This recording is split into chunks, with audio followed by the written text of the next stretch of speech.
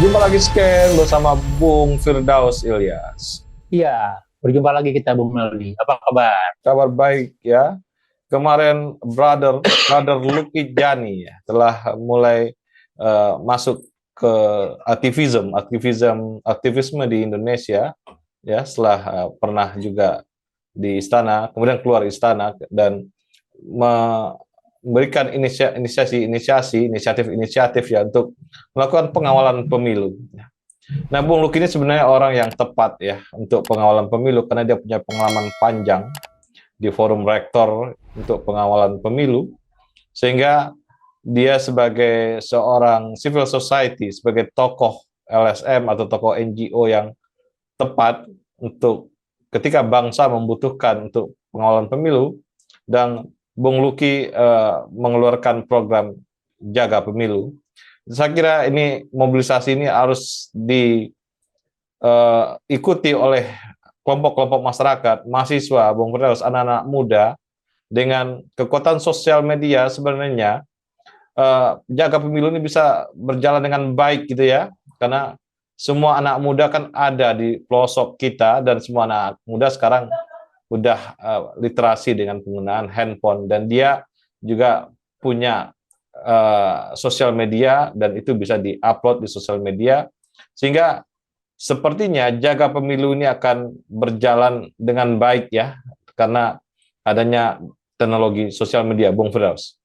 Iya, Bung Meldi. Jadi kalau kita lihat inisiasi-inisiasi untuk mengawal, memastikan bahwa pemilu ini berjalan secara jujur, secara adil, secara transparan, akuntabel, berintegritas, itu selalu muncul ketika kita mendekati pemilu, Bung Meldi. Paling tidak pasca reformasi ya, dimulai dari tahun 1999, Bung Meldi kalau tidak salah, forum rektor ya, tahun Ya, 99 ya, begitu ya, gitu Pak Sujana Safei. Dan di waktu itu salah satunya kalau yang di Bandung itu ada forum rektor, ada Bung Luki Jani juga di sana, kemudian ada beberapa yang lain termasuk juga KIP lahir begitu. Dan saya pikir ketika masuk ke sini juga semakin besar gitu ya. Bahkan ketika perkembangan ilmu pengetahuan dan teknologi, terutama teknologi komunikasi, semakin menyeruak bahwa pengawalan pemilu itu semakin semakin diperlukan. Walaupun sekali lagi dalam sisi negara kita sudah punya Bawaslu sebagai badan pengawas pemilu, KPU sebagai penyelenggaranya, tapi juga partisipasi publik menjadi sangat-sangat diperlukan dalam hal ini. Apalagi dalam konteks dalam pemilu 2024 saya lihat gitu ya. Ya karena sekali lagi yang ikut berkontestasi juga masih bagian dari kekuasaan, maka politik kekuasaan itu makin kuat begitu ya. Maka tidak mau peran civil society itu menjadi sangat penting begitu. Nah, harapan kita adanya jaga pemilu ini sebagai bagian dari inisiasi atau keinginan publik dan mudah-mudahan nanti diikuti oleh kelompok-kelompok yang lain, Bung Meldi. Begitu tidak hanya jaga pemilu atau yang lain namanya. Terserah apapun KIPK atau JPPRK atau apapun namanya, begitu ya. Artinya masyarakat pemilu akan semakin banyak yang mengawasi, gitu ya. Karena tantangannya semakin besar, gitu. Dan yang kedua juga menurut saya menjadi sangat penting adalah ya kita juga didukung oleh kemajuan-kemajuan teknologi, terutama kemajuan visualisasi, merekam, menyampaikan live streaming, gitu ya, media sosial gitu. Nah itu juga bisa menjadi salah satu indikator di dalam bagaimana publik nanti berpartisipasi gitu ya. Dan yang memang agak mengkhawatirkan sekarang adalah ya walaupun kita baru bicara sinyalemen ya Bu Meldi ya, indikasi-indikasi gitu ya, bahwa ternyata juga indikasi untuk pemilu 2024 gitu ya, baik itu ASN atau aparat coba ditarik-tarik ikut coba mendukung atau mendorong pasangan tertentu Bu Meldi. Dan menurut saya juga mau tidak mau kita sebagai publik gitu ya, apakah itu nanti lewat mekanisme jaga pemilu yang isinya para tokoh atau apapun begitu ya, untuk mengingatkan kembali sisi netralitas atau ketidakberpihakan baik itu aparat penegak hukum atau ASN atau unsur pemerintahan di dalam proses pemilu 2024. Jadi harapan kita memang nanti gitu ya, ini akan semakin besar, semakin bergulir dan akan muncul inisiasi-inisiasi atau bentuk-bentuk platform lain di dalam memastikan mengawal peran serta publik dalam pemilu 2024 nanti, Bung Madi. Indonesia punya pengalaman di tahun 99 sebagai lembaga yang bagus ya, yang best practices untuk pengawalan pemilu ya. Banyak ditiru oleh banyak negara cara Indonesia mengawas pemilu. Kemudian di tahun segitu juga mulai adanya quick count, Bung Firdaus ya. Ini juga Ya, bentuk betul. pengawasan, walaupun perkembangan quick count ini untuk selanjutnya terjadilah implikasi-implikasi politik di quick count.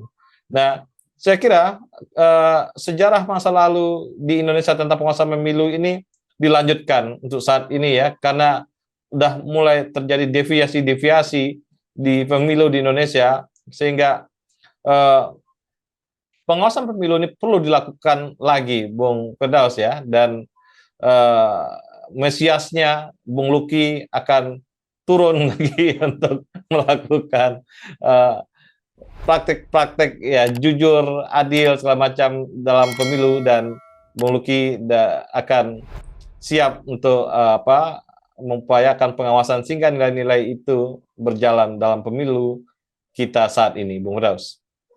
Iya betul ya, di samping para aktivis saya pikir juga sekarang banyak yang mulai agak gelisah adalah para budayawan, para rohaniwan gitu ya. Jadi tidak salah juga ketika kemarin beberapa forum ya, sekali lagi ya, forum-forum aktivis atau kampus gitu ya, mulai memunculkan Gus Solah, kemudian Fran Magnis gitu ya, Romo Beni, atau tokoh yang lain gitu ya, termasuk juga tokoh-tokoh perempuan untuk melihat memberikan semangat untuk publik Indonesia agar menjaga pemilu ini tetap berintegritas, tetap penuh penuh kehormatan, penuh kejujuran gitu. Tidak condong kepada satu kepentingan tertentu begitu.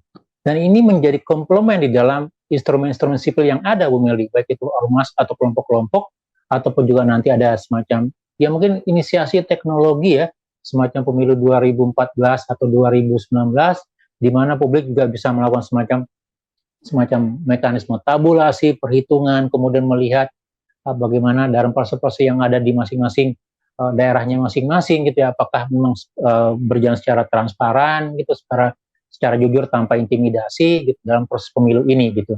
Dan ini juga menjadi salah satu kekayaan kita, Bu Meli. Dan saya pikir mau tidak mau masing-masing pasangan capres cawapres ini harus mengakomodir dan mengendorse inisiasi publik ini. Jangan dijadikan teman-teman yang punya ide untuk membangun pemilu berintegritas, melakukan pengawasan itu sebagai musuh gitu ya.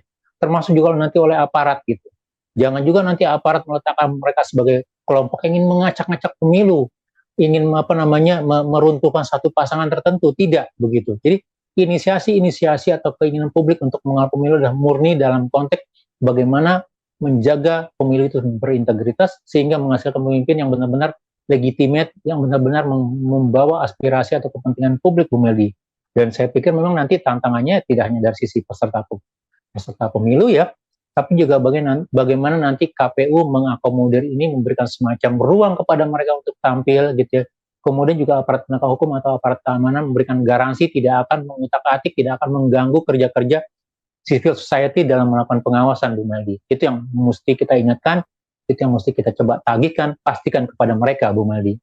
Ya, ukuran-ukuran internasional terhadap demokrasi kita makin lama makin turun, Bung Firdaus. Nah, saya kira ini titik balik ya, Bung Luki Jani mencoba mengambil inisiatif untuk titik balik agar 2024 ini ya, demokrasi kita akan kembali pulih setelah sekitar 20 tahun, 25 tahun mengalami banyak goncangan-goncangan, terutama dari dari situasi-situasi politik yang berubah ya, turun naik segala macam. Ini memberikan efek demokrasi sedikit bias gitu ya. Nah, saya kira peran-peran civil society, mahasiswa, intelektual, budayawan kembali mengambil alih peran untuk menjadi seorang yang menjaga atau menjadi penentu bahwa proses-proses ini dikawal dengan baik dan proses ini legitimate sebagai pemilu yang legitimate, Bung Firdaus. Iya betul. Jadi kalau kita bicara dalam konteks masyarakat sipil ya, satu hal yang saya pikir menjadi kekurangan mendasar sekarang adalah bagaimana kita tidak menjadikan pemilu ini hanya event dari kelompok politik atau demokrasi, Bung. Jadi kalau kita bicara segmen masyarakat sipil ya, ada segmen masyarakat politik atau demokrasi, ada teman-teman yang fokus dalam isu HAM dan marginalisasi, ada isu anti korupsi dan tata kelola. Dan kita berharap tiga kelompok ini paling tidak itu bergabung bersama-sama seperti pemilu 2004, 2009, sampai 2019, Bu Meldi. Jangan sampai nanti hanya ini menjadi, ini hanya bagian pekerjaan dari teman-teman yang isunya dalam politik, demokrasi, atau pemilu berintegritas, tapi teman-teman yang lain juga tidak mengikutinya. Saya ambil contoh misalnya begini, di dalam pemilu kita juga bicara bagaimana caleg yang baik yang dihasilkan, begitu ya. Jadi kalau muncul caleg-caleg yang tidak punya track record baik, punya persoalan dengan HAM, punya persoalan dengan tata kelola, itu juga bisa dimunculkan begitu. Sehingga event pemilu 2024 menjadi event di mana seluruh kelompok civil society ini bersatu, kemudian bekerja sama. Walaupun sekali lagi saya lihat ya, teman-teman di masyarakat demokrasi, civil society terkait HAM, isu demokratisasi, itu tergopoh-gopoh, gitu, tertati-tati, dihantam kiri kanan, begitu ya. Teman-teman anti korupsi tata kelola itu menjadi kelompok yang tidak didengar lagi, begitu. Dan bagaimana mengembalikan ini? Dia mau tidak mau mereka melakukan semacam konsolidasi bersama-sama, gitu ya. Kemudian mengakumulasikan ide ini menjadi kekuatan yang lebih utuh, gitu.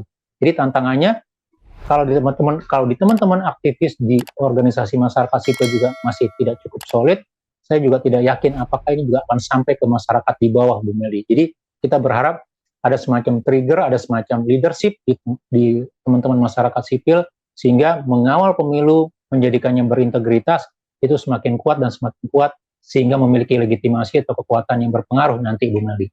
Ya, terima kasih Bung Firdaus. Sama-sama Bu Meli, terima kasih banyak. Salam Indonesia bersih. Salam Indonesia bersih.